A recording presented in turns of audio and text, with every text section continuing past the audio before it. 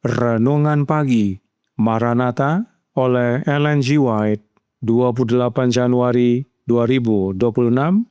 Mari kita berdoa. Bapa kami yang di sorga, Allah pencipta langit dan bumi, laut dan segala isinya, Allah yang maha besar, maha kuasa, sumber segalanya, yang kami sembah selalu melalui anak-Mu yang tunggal, Yesus Kristus. Terpujilah Yesus, anak Allah yang maha tinggi, yang adalah minyak bagi lampu kami.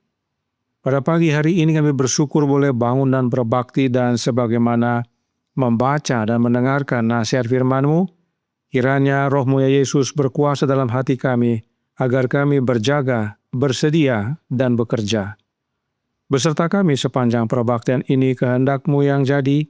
Ampun kami akan dosa dan salah, karena kami berdoa hanya dalam nama anak Allah yang tunggal, Yesus Kristus, yang adalah Tuhan dan Juru Selamat kami. Amin. Renungan hari ini akan dibacakan oleh Ibu Carla Wawuruntu. Kepada Ibu Carla, kami persilahkan. Terima kasih.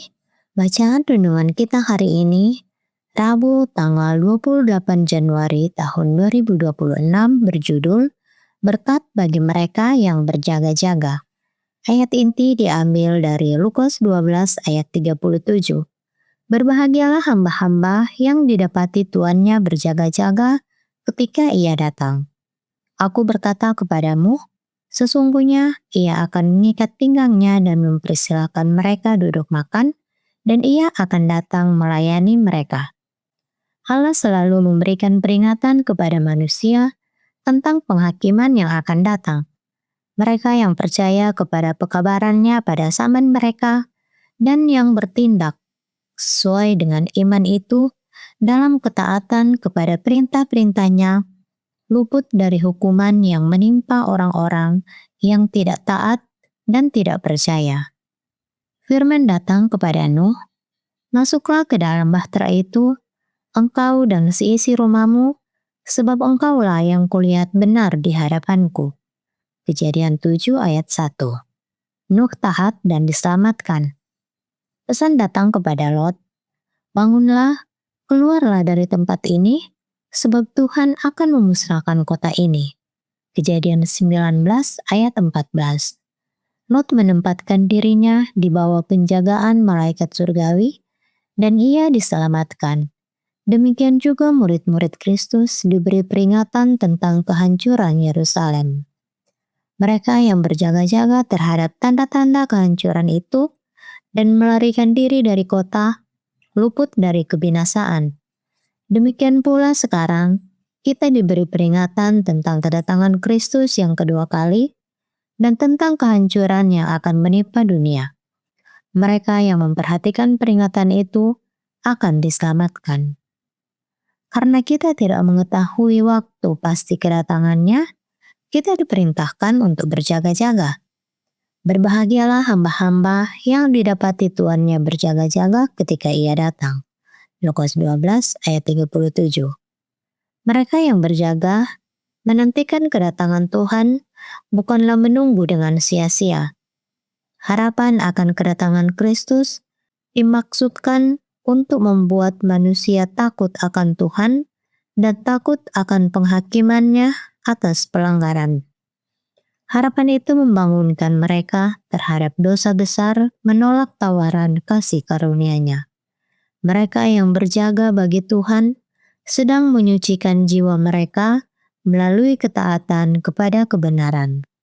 Dengan kewaspadaan mereka menggabungkan kerja yang sungguh-sungguh, karena mereka tahu bahwa Tuhan sudah di ambang pintu.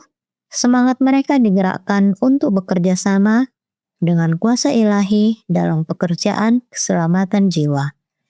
Inilah hamba-hamba yang setia dan bijaksana, yang memberikan kepada para hamba Tuhan makanan pada waktunya. Lukas 12 ayat 42.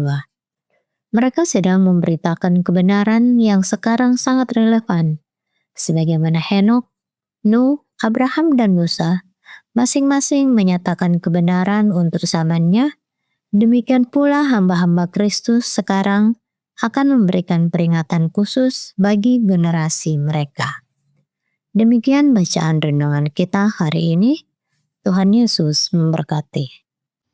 Terima kasih atas penatelanan Ibu Carla. Tuhan Yesus memberkati. Selamat pagi saudaraku dalam Tuhan. Mengapa yang berjaga-jaga disebut berbahagia? Karena mereka bekerja. Itu sebabnya dalam Lukas 12 ayat 38 dikatakan, "Dan apabila ia datang pada tengah malam atau pada dini hari dan mendapati mereka berlaku demikian, maka berbahagialah mereka." Saat Tuhan kembali dari perkawinan, dia mendapati hamba-hambanya sibuk bekerja, entah tengah malam atau dini hari. Mereka inilah yang disebut dengan berbahagia karena berjaga-jaga. Namun yang perlu kita cari tahu adalah mengapa hamba-hamba yang setia ini dalam berjaga namun tetap setia bekerja? Testimonies for the Church, volume 2, halaman 195, paragraf 1 berkata, "Keinginan Tuhan kita adalah agar kita berjaga-jaga, sehingga ketika Ia datang dan mengetuk, kita dapat segera membukakan pintu baginya." Berkat diucapkan kepada hamba-hamba yang didapatinya berjaga-jaga. Ia akan mengikat pinggangnya dan mempersilahkan mereka duduk makan, dan Ia akan datang melayani mereka. Namun, Roh Nubuat bertanya, masih dalam buku yang sama, halaman dan paragraf yang sama, dikatakan, "Siapakah di antara kita di hari-hari terakhir ini yang akan dihormati secara khusus oleh Sang Penguasa Jemaat? Apakah kita siap tanpa menunda untuk segera membuka pintu baginya dan menyambutnya? Berjaga-jagalah, berjaga-jagalah, berjaga-jagalah." Hampir semua orang telah berhenti berjaga-jaga dan menunggu. Kita belum siap untuk segera membuka pintu baginya. Roh Nubuat menekankan bahwa kecintaan pada dunia telah begitu memenuhi pikiran manusia sehingga mata manusia tidak tertuju ke atas, melainkan ke bawah, ke bumi. Kita bergegas ke sana kemari, terlibat dengan penuh semangat dan kesungguhan dalam berbagai usaha, tetapi Tuhan dilupakan dan harta surgawi tidak dihargai. Kita tidak berada dalam posisi menunggu dan berjaga. Namun kembali, mengapa hamba-hamba yang setia itu mau bekerja sampai larut malam? Review and Herald tanggal 8 Januari tahun 1889 paragraf 9 berkata, "Hendaknya semua orang memiliki iman yang hidup, iman yang bekerja melalui kasih dan menyucikan jiwa. Pria dan wanita siap melakukan apa saja untuk memuaskan diri sendiri, tetapi betapa sedikitnya mereka bersedia berbuat untuk Yesus dan untuk sesama mereka yang binasa karena kekurangan kebenaran.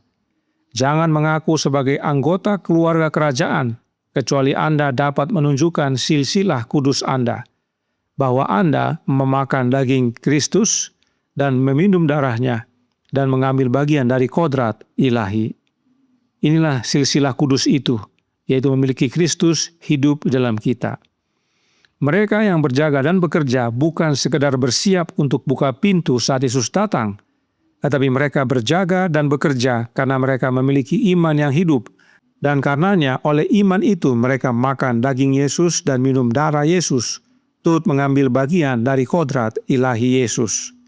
Artinya, mereka oleh iman menerima Kristus dalam hati oleh kehadiran Roh-Nya Yesus. Itulah minyak untuk lampu. Itulah yang dimiliki oleh 5 anak darah yang bijaksana. Oleh sebab itu, renungan pagi hari ini berkata dalam Maranatha halaman 35 paragraf 5. Allah selalu memberikan peringatan kepada manusia tentang penghakiman yang akan datang. Mereka yang percaya kepada pekabarannya pada zaman mereka dan yang bertindak sesuai dengan iman itu dalam ketaatan kepada perintah-perintahnya, luput dari hukuman yang menimpa orang-orang yang tidak taat dan tidak percaya. Firman datang kepada Nuh, "Masuklah ke dalam bahtera itu, engkau dan seisi rumahmu, sebab engkaulah yang kulihat benar di hadapanku." Kejadian 7 ayat 1. Nuh taat dan diselamatkan. Pesan datang kepada Lot, "Bangunlah, keluarlah dari tempat ini, sebab Tuhan akan memusnahkan kota ini." Kejadian 19 ayat 14. Lot menempatkan dirinya di bawah penjagaan malaikat sorgawi dan ia diselamatkan. Demikian juga murid-murid Kristus diberi peringatan tentang kehancuran Yerusalem. Mereka yang berjaga-jaga terhadap tanda-tanda kehancuran itu dan melarikan diri dari kota, luput dari kebinasaan. Demikian pula sekarang, kita diberi peringatan tentang kedatangan Kristus yang kedua kali dan tentang kehancuran yang akan menimpa dunia. Mereka yang memperhatikan peringatan itu akan diselamatkan. Berjaga bukan berarti tidak berbuat apa-apa, namun harus bekerja, teristimewa mengikuti akan perintah dan peringatan yang diberikan Tuhan kepada kita. Mereka yang menurut akan perintah dan peringatan Tuhan, merekalah yang berjaga dan bekerja dan akan diselamatkan. The Watchman, tanggal 21 Mei tahun 1907, paragraf 8, berkata, "Sekaranglah saatnya untuk mempersiapkan kedatangan Tuhan kita. Kesiapan untuk bertemu dengannya tidak dapat diperoleh dalam sekejap. Sebagai persiapan untuk peristiwa yang agung itu harus ada penantian dan penjagaan yang waspada, dikombinasikan dengan kerja keras. Dengan demikian, anak-anak Allah memuliakan Dia. Di tengah kesibukan kehidupan, suara mereka akan terdengar menyampaikan kata-kata penyemangat, harapan, dan iman.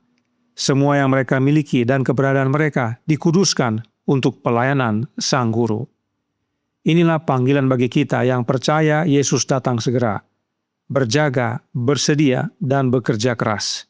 Dan itu karena minyak, yaitu rohnya Yesus menempati hati kita.